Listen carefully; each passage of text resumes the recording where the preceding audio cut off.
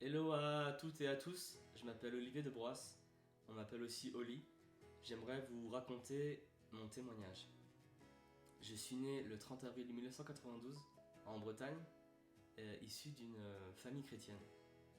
Voilà, tellement chrétien que mon père est pasteur. Donc dès le plus jeune âge en fait, j'ai toujours été à l'église, j'ai toujours eu une éducation en fait chrétienne parce que j'avais des parents. C'était pas des chrétiens du dimanche, c'était vraiment des pratiquants. Ils ont vécu vraiment quelque chose de très fort avec le Seigneur. Moi, personnellement, en fait, dès mon plus jeune âge, je sais que j'ai été très rapidement en fait confronté au péché, au mensonge. J'étais l'enfant peureux au début et assez rapidement en arrivant à l'école. L'école de la République a vraiment eu une influence très néfaste sur moi, même si j'ai des très bons souvenirs. Mais assez rapidement, en fait, je voulais pas aller à l'école.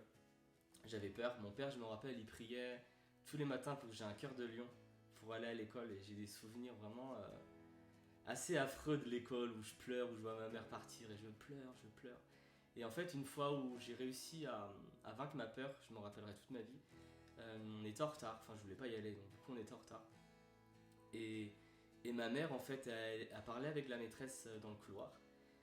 Et moi en fait elle m'a demandé d'aller m'asseoir sur une chaise, et sauf qu'en fait je me rappelle encore marcher le long, de, des chaises et de voir tous les enfants qui me regardaient et moi je prends ma chaise et je me mets devant tout le monde et là je monte sur la chaise et je fais rire tout le monde. C'est un des souvenirs qui m'a vraiment marqué et je me rends compte qu'en fait pour moi, faire rire un peu la galerie, faire le gars avec des blagues, ça a toujours été un peu pour moi la solution en fait pour vaincre ma peur, pour me faire accepter aussi des autres. Et, mais à côté de ça, franchement, dans l'école, même si j'avais des blagues, bon, des fois les professeurs rigolaient, des fois ils rigolaient pas. Mais en étant enfant, franchement, c'était assez compliqué pour moi. Indiscipliné, insolent, j'étais en opposition totale en fait avec mes parents, notamment avec mon père, avec l'église. Très jeune en fait je commençais à vraiment voilà, voir de la pornographie, j'avais 7 ou 8 ans. Très jeune en fait je faisais en fait l'opposé en fait de ce que l'éthique chrétienne qu'essayaient de m'enseigner mes parents. J'étais vraiment à l'encontre de tout ça en fait.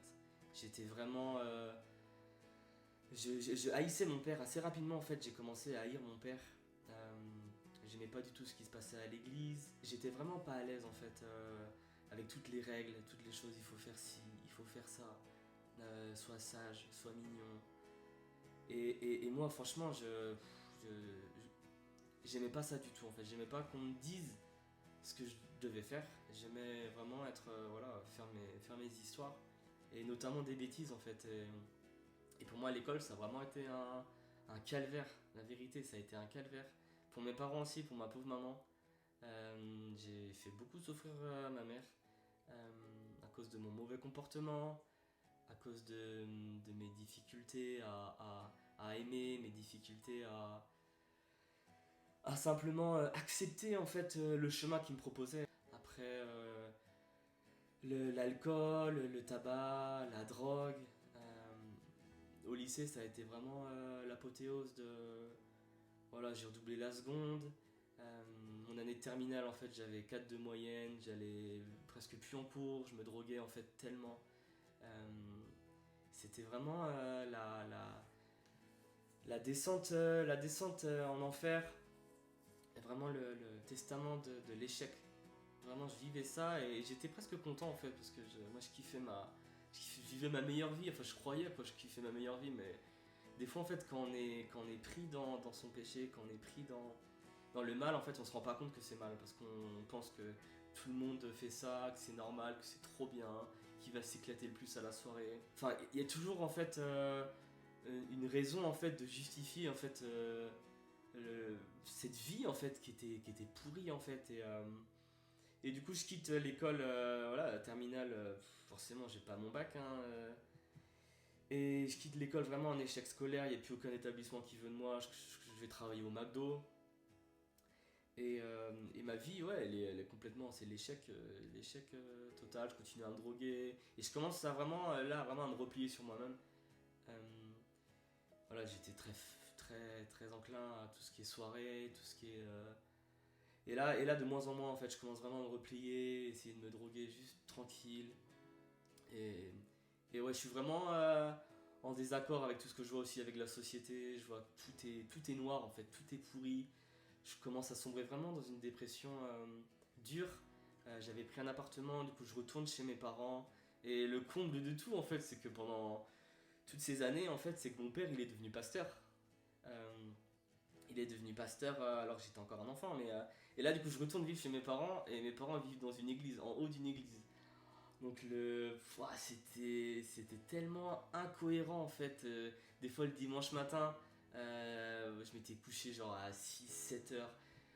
Ça m'arrivait encore de sortir des fois et je rentrais à 8 9 heures. Je croisais les chrétiens. Il y avait le digicode, j'essayais de les esquiver. Des fois, ah, le fils du pasteur. Ah. Et moi, j'étais dans un état pas possible. J'étais en mode purée. Presque, j'étais en train de prier pour pas les croiser tellement j'avais honte et tellement ils me gavaient en fait. Tout le monde me gavait. Et mon père en premier lieu, quoi. J'avais vraiment. C'était l'ennemi numéro un. Même si j'ai failli perdre mon père. Euh, alors j'étais encore ado, j'ai failli perdre mon père et c'est vrai que ça a calmé un petit peu notre relation, mais j'avais toujours vraiment énormément de mal avec mon père. Il représentait une autorité, un chemin que j'acceptais pas du tout, et du coup on était toujours en opposition, quoi. Et donc du coup, voilà, j'ai pas mon bac, je travaille au McDo, et là c'est dur, là je suis chez mes parents, et en fait j'ai tellement... Je vis une dépression, et en même temps j'ai tellement une soif d'accomplir, une soif d'humanité, j'ai une soif ouais, de justice, une soif d'amour, une soif de paix. Je sais que c'est là au fond de mon cœur, mais en fait, c'est tellement noyé par mes peines, la drogue, tous mes échecs, en fait, que cette peine, elle prend toute la place, en fait. Et du coup, je me rappelle, en fait, pour me faire un peu. Pour m'évader, en fait, parce que j'arrivais pas à trop sortir de ma chambre, en fait. J'avais tapissé toute la chambre, en fait, d'images, de plein d'images, de photos, de peintures, de drapeaux, de choses que j'aimerais faire, des personnes qui m'ont inspiré, plein de choses qui me faisaient voyager. En fait, je voyageais des fois, ouais, j'étais sous substance illicite et je voyais les trucs et c'est comme si je partais, quoi. J'étais là en train de voyager, mais c'était un voyage complètement factice. Et, euh, et ça a été vraiment difficile. C'est peut-être 3 ans qui ont été vraiment difficiles pour moi et mes parents. Et c'est à l'été 2014 où je lisais un livre, La condition humaine d'André Malraux, et je me rappelle être parti. Je pars avec un super ami de l'époque. On part en autostop en fait. On va aux fêtes de Bayonne et après on va à Barcelone. Et là c'est l'excès dans toute sa splendeur. Enfin voilà, on boit jusqu'à plus soif. Un des derniers soirs, si c'est pas l'avant-dernier soir je crois. Euh, En fait, je suis complètement alcoolisé. Il y a deux souvenirs en fait. D'abord dans l'après-midi, un petit enfant qui est sur un genre de rebord de fenêtre en hauteur. Et il est là, et il pleure.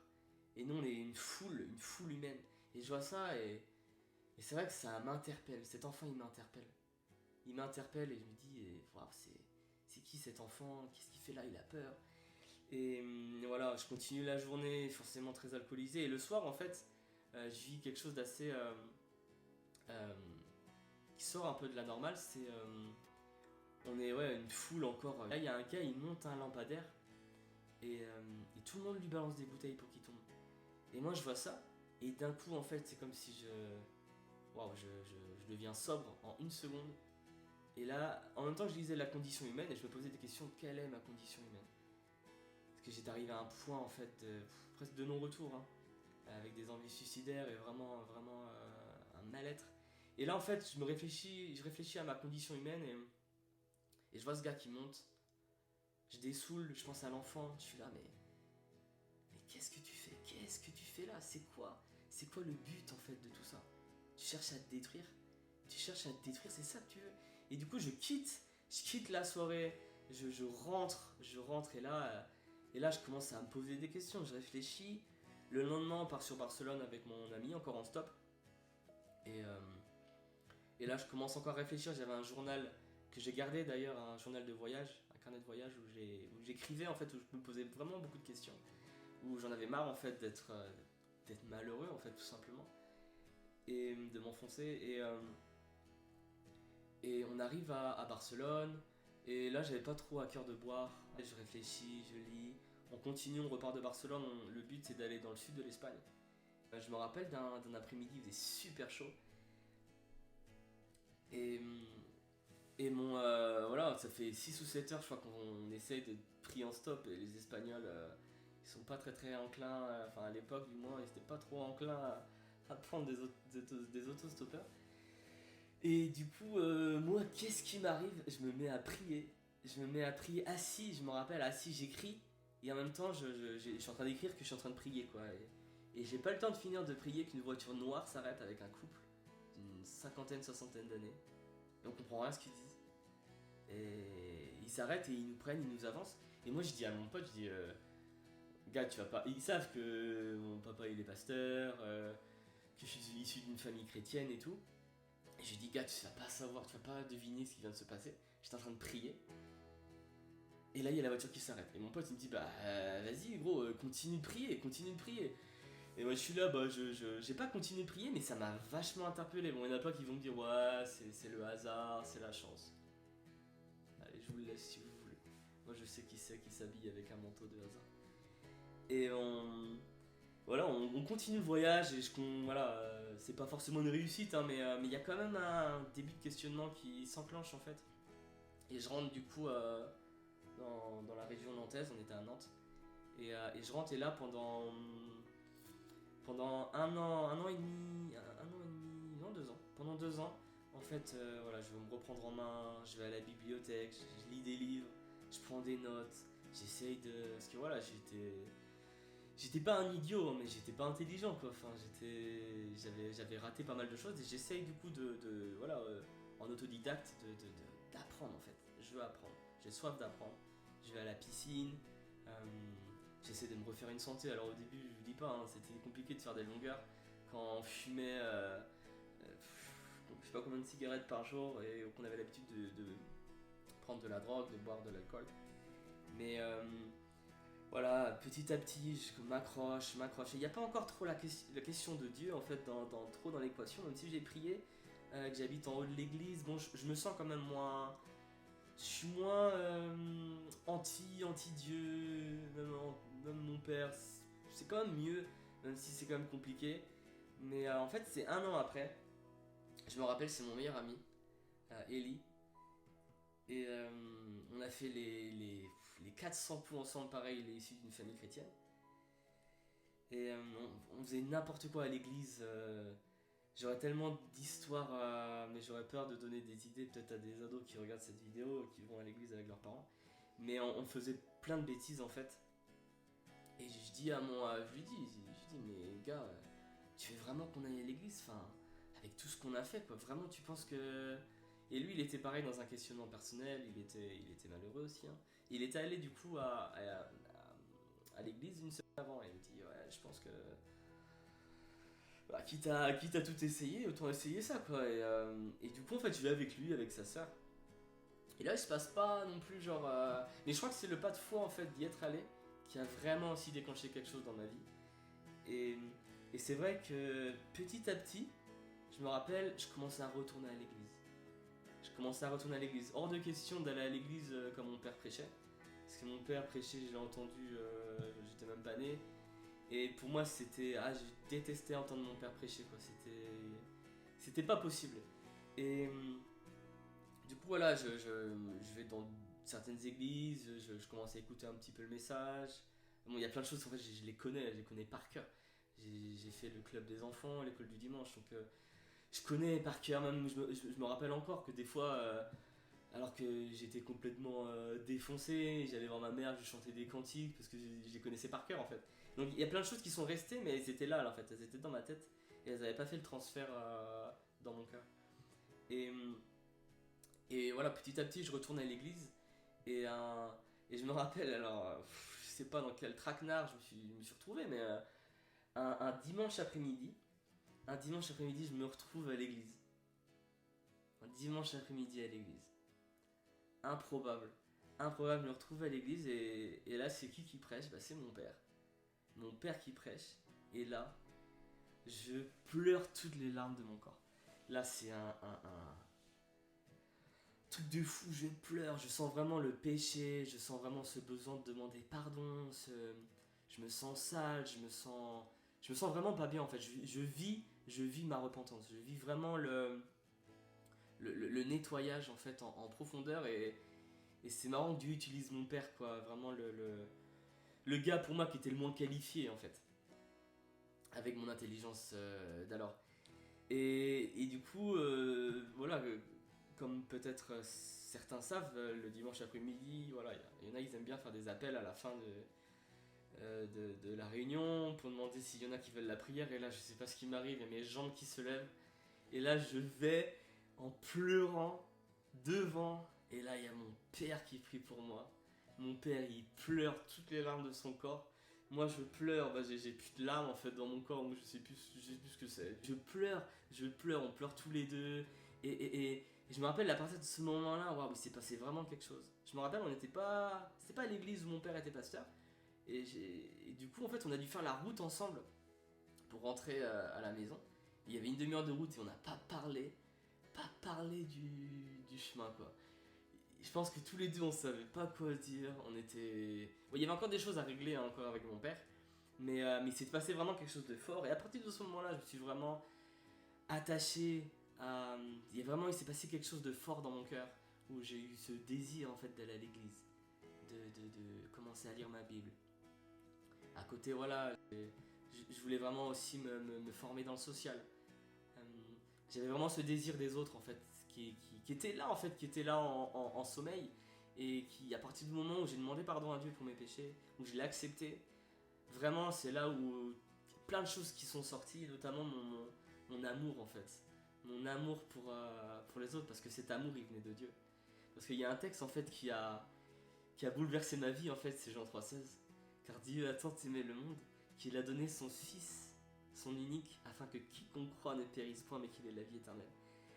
Et c'est vrai que d'être réconcilié avec mon Père d'en haut et mon Père que j'ai eu sur cette terre, ça a été tellement la preuve d'amour la plus grande que j'ai jamais eue en fait. Et c'est vrai que maintenant mon Père c'est un exemple, c'est tellement une personne au cœur tellement énorme pour les gens et je le remercie en fait pour cet amour parce que cet amour c'est cet amour que Dieu lui a donné pour moi, il a continué à prier pour moi, ma mère elle a continué à prier pour moi et je vous encourage si vous avez des enfants, si vous écoutez vous avez des enfants qui sont loin de Dieu ou des gens de votre famille qui sont loin de Dieu, continuez à prier, continuez à les apporter en fait parce que la prière du juste est d'une grande efficacité et la prière de mes parents a été efficace pour ma vie, j'ai été racheté de tous mes péchés. Il m'a amené, voilà, c'est une vie en fait nouvelle et il nous l'a fait. C'est chaque jour en fait, il nous permet de grandir, il nous permet d'apprendre de nouvelles choses, de lui, de nous. Et cet amour, il est juste tellement incroyable. Et, et ouais, on n'est pas chrétien, je suis pas né chrétien, j'ai dû vraiment. Dieu a dû vraiment faire un travail en profondeur dans mon cœur parce que j'étais dans sa maison et je suis parti en fait de cette maison parce que je pensais qu'elle avait rien à m'offrir. Et il y a une histoire aussi comme ça dans la Bible, l'histoire du fils prodigue qui est parti de chez lui. Et, mais le père en fait, le père il accepte son enfant, il accepte ses enfants qui reviennent vers lui. Et je sais pas si c'est ton cas, peut-être que tu regardes cette vidéo et tu connais Dieu, tu as peut-être une famille chrétienne. Et Dieu, peut-être, tu sens qu'il t'appelle. Il y a plein des petites choses qui sont là sur son cœur. Je veux vraiment t'encourager et te dire que Dieu, il t'aime. Dieu, il déborde d'amour pour toi. Dieu, il t'aime tellement que il, il s'est incarné. Il s'est incarné dans la personne de Jésus. Il a donné sa vie pour toi. Il a donné sa vie pour toi et il t'aime d'un amour. Et s'il m'a sauvé moi qui étais tellement pécheur, moi qui étais tellement perdu, moi qui étais tellement mauvais, alors dans le cœur du Père, il y a une place pour toi. Il y a une place pour toi et je bénis Dieu pour ta vie. Parce que le Seigneur, il a des projets de paix et non de malheur pour toi. Et accepter la main de Dieu. Accepter qu'il y a un papa là-haut qui t'aime et qui veille sur toi, qui veut le meilleur pour toi et qui veut t'amener dans des projets qui sont tellement bons en fait. Et c'est vrai que ça demande de la foi, ça demande voilà, de prendre une décision. Et Dieu, il veut qu'on prenne des décisions. Tu prends la décision de le suivre ou tu prends la décision de le rejeter. Et je prie de tout mon cœur, toi qui regardes cette vidéo, que tu prennes cette décision de l'accepter dans ton cœur. De l'accepter, qu'il puisse venir habiter en toi. Par son amour en fait, qui transforme toutes ces mauvaises choses qui sont là accumulées et que Dieu veut enlever une à une. Et il est tellement bon, le Seigneur, parce qu'il fait ça. Il fait ça petit à petit, il n'est pas là pour nous brusquer. Il n'est pas là pour nous faire du mal, justement. Non, il est là pour nous sauver. Et en tout cas, moi, je bénis Dieu pour ce jour où voilà, j'ai accepté Jésus, où j'ai pu simplement en fait passer de la mort à la vie. Et voilà, c'est mon histoire. C'est mon histoire. Et depuis, ça fait bientôt 8 ans en fait que je suis engagé avec le Seigneur. Que voilà, je me suis réconcilié avec mon papa d'en haut et mon papa d'en bas. Et j'ai 2 papas, ouais, je sais, c'est la classe. Et je suis vraiment heureux, je suis tellement heureux en fait d'avoir choisi Dieu. C'est la meilleure décision que j'aurais jamais pu prendre. Avant, j'étais tellement triste et malheureux. Maintenant, je suis joyeux. Quoi. Les gens qui me connaissent, ils savent que j'ai une joie qui est intérieure, qui est profonde. Et elle vient pas de moi en fait. Elle vient vraiment du Père des Lumières qui est venu habiter en moi et qui me donne cette joie.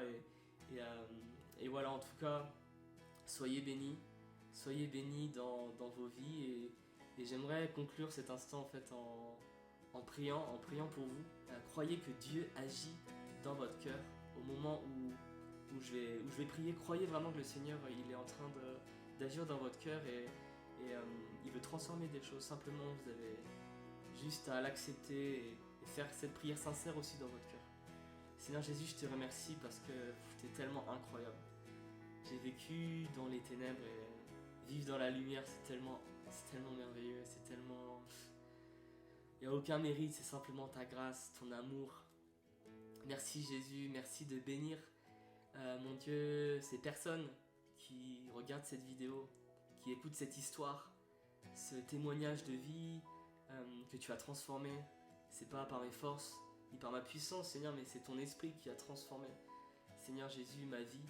Et je te remercie et je sais que tu peux faire comme tu as fait pour moi, comme tu as fait pour Mathias, comme tu as fait pour tant d'autres. Tu peux transformer aussi la vie de cette personne qui écoute, mon Dieu.